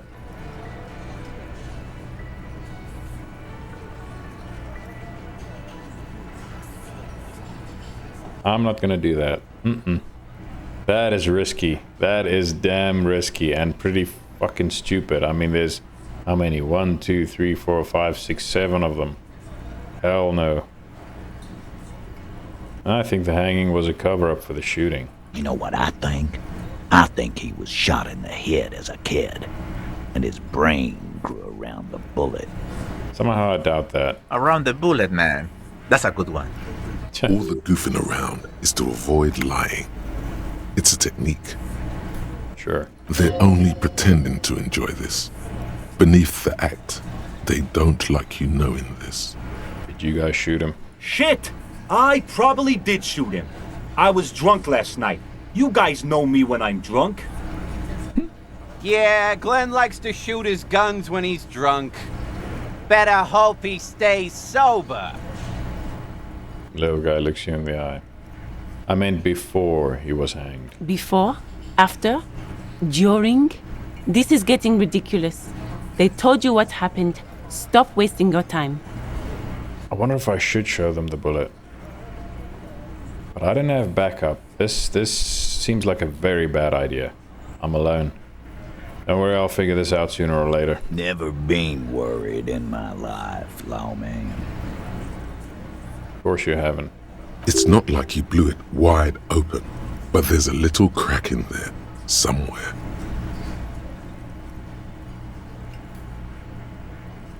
Okay. I want to see what I can wear that gives me a boost in authority. Because I want to assert my authority over these fools. Let's see. I don't know if I have something that can boost authority, but let's see. I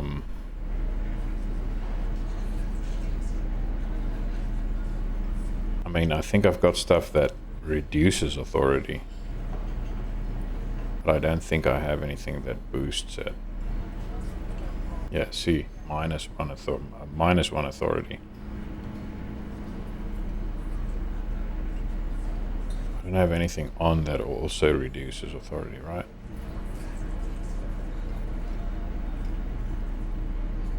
No. Okay. Let's talk to this fool again. What is it? And I want to see if I can succeed this 72%. As you look around this room full of sweaty men, swearing, drinking, spitting out tobacco, does this look familiar? Where have I seen this before? You believe the place was called Precinct 41. It was also filled with, almost exclusively, men. Sitting on desks, talking shit and wasting time. Huh, okay. I get it, Titus. You guys really are the authority around here. You must be. You're just like real cops, drinking beer and sitting around with your dicks in your hand. You got a problem with beer now? Not quite there yet. Push on. No, I got so drunk I drove my car into the sea. And I didn't give a shit either, just like you guys. Now, I'm also a big fan of beer and jerking off instead of helping people. I have a beer problem, but not a problem with beer. I also have no idea how to do my job, like you.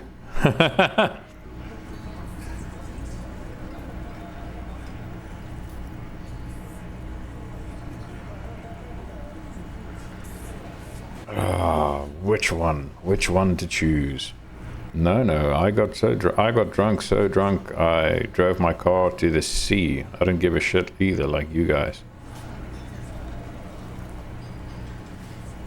No, I'm also a big fan of beer and jerking off instead of helping people. I have a beer problem, not a problem with beer. I also have no idea how to do my job, like you.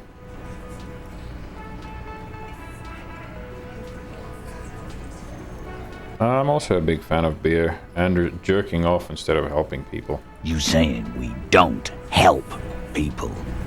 I've been doing this job for 10 years. Martinez was a dump before we put this outfit together. Is that so? They don't know, man. They weren't here. We had 3 shootings a week, kids dead, fucking graffito everywhere. You cops haven't shown up since the 30s. Congratulations. All I see is you sitting around talking about Monica's titties while there's a rape victim. So what? What do you want from me? We took care of that fuck. Fix the beer back up. Don't let him drink that. One more push. Just don't antagonize him. You have this already.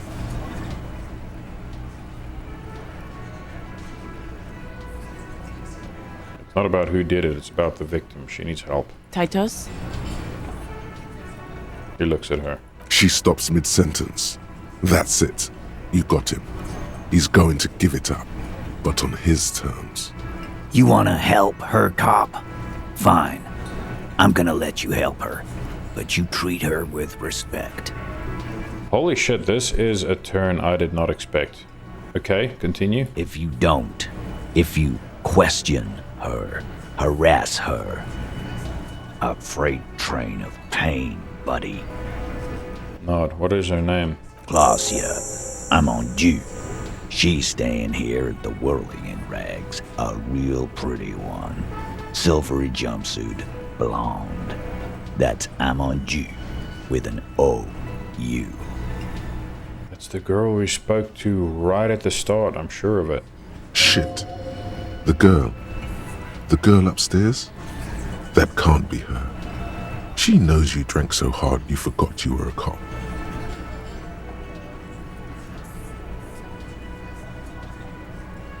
Oh. Crap.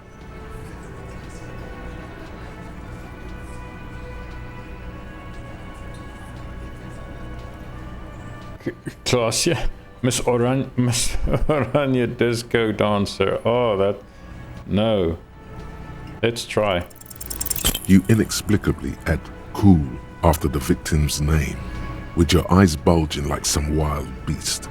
Your fingers are fidgeting and sweat starts forming on your brow as Titus looks at you oddly. I don't understand what's so cool here. Yeah, sorry, buddy.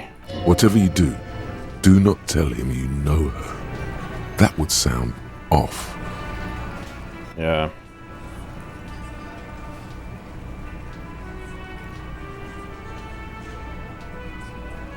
So what was her relationship with the mercenary? Relationship? There was no fucking relationship. He raped her. That's their relationship. Was like that karaoke incident all over again. Or like some of the other girls he was harassing. Okay, enough. All of this is irrelevant to your stated investigation. Alright, thanks, I'll talk to her. Remember what I said. Yeah, sure. Damn, it's too bad that check was so low.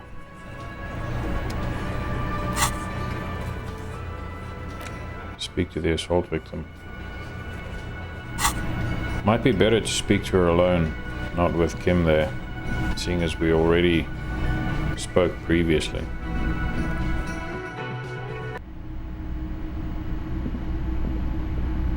The door is closed. Okay, knock. Who is it? A woman's voice answers, muffled by the door. Tired. Controlled. Somewhere, not far from here, the lieutenant is preparing her file. Claudia Amandu. He writes, "You realize the detective should be here for what comes next. It could prove dangerous to go in alone." Oh, okay. So it is better to have him there. Okay, then what I'm going to do is I am going to call the episode right here. I might actually... Yeah. It's not bedtime yet. But maybe what we can do is next episode we can start off by reading some more books. And yeah, then we take it from there. There has been so much happening this episode. Holy shit. The conversation with Everett Clare was very enlightening. And we got the corpse down. Oh, and the fact that I was able to establish authority over the Hardy Boys, that is satisfying. The whole autopsy thing. Man, lots and lots of stuff happening. Oh, I'm so excited to see what's going on. But for now, we're gonna leave it right here. Thanks for watching. Appreciate the support. Like and subscribe. I'll see you next time. Take care.